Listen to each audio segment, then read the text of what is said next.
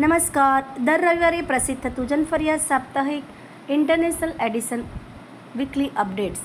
અગ્નિમિત્ર પોલ સહિત 5 વિધાયકોએ પણ લીધા મંત્રીપદના શપથ. પશ્ચિમ બંગાળમાં ભાજપના પ્રથમ મુખ્યમંત્રી તરીકે શુભેન્દુ અધિકારીએ લીધા શપથ.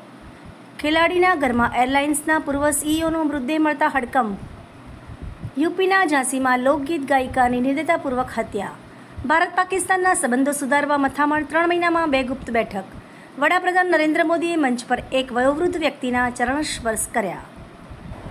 સોમનાથ મંદિર પુનઃનિર્માણના 75 વર્ષ અમૃત પર્વ 2026નો ભક્તિમય પ્રારંભ. ભૂલથી થઈ ગઈ સાહેબ, હવે ક્યારેય સુરત નહીં આવો.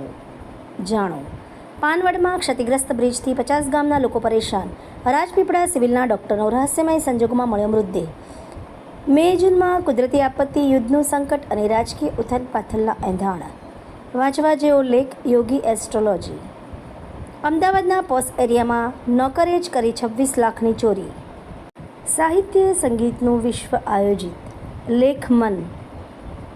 કંચન અમીન, વડોદરા. વાંચવા જેવો લેખ, જાણવા જેવું.